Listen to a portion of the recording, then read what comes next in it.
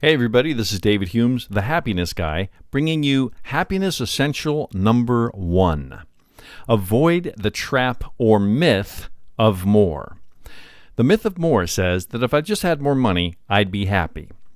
Or if I just had more clothes, more cars, more homes, more plastic surgery, more stuff, then I'd be happy. I have 2 questions regarding the myth of more. Number 1 is this true? Number 2, where did this notion come from?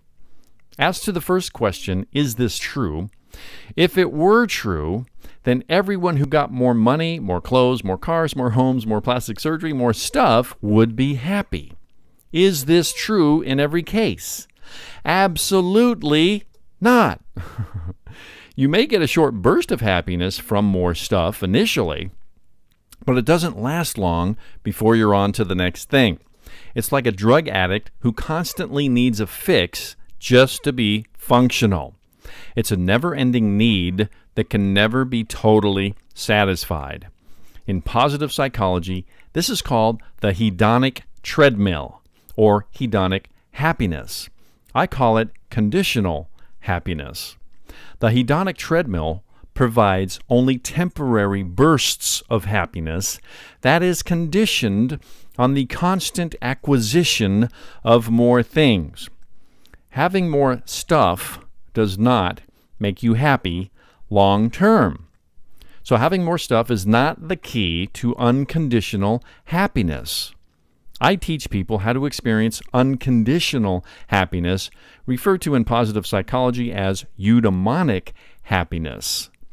Eudaimonic, or unconditional happiness, is internally generated by living the happiness formula and making the same choices extremely happy people make, one of which includes gratitude or wanting what you have.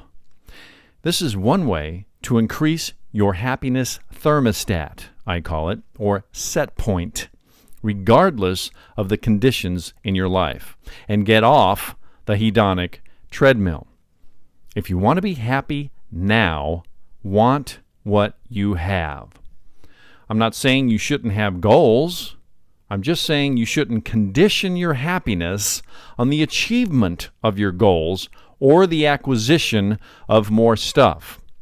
You want to happily achieve, not achieve to be happy. As to the second question, where did this notion come from? All we have to do is take a look at traditional advertising. Advertising is designed to get you to buy a particular product or service. They do this by linking pain to not owning their product or service, and or linking pleasure to owning their product or service. And they do this by showing pictures of people experiencing pleasure, or they invoke positive emotions by showing a cute animal or funny animation or humor of some sort, and then show their product. In neurolinguistic programming, this is called anchoring. They get you to experience positive emotions and then anchor or link those positive emotions with owning their product or service.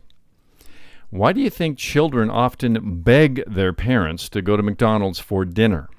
It's because advertising or subliminal seduction works. The average child in America will watch as many as 40,000 television commercials every year. In 2001, over $230 billion were spent on advertising, up from $105 billion spent in 1980.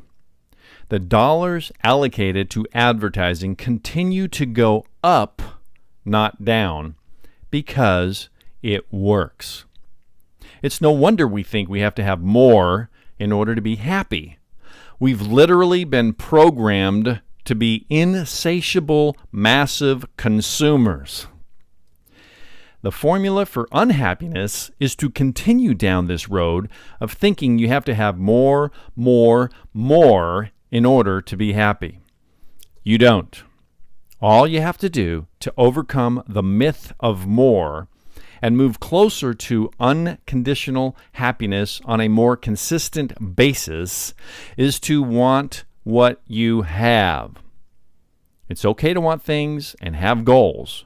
Just don't condition your happiness on their acquisition.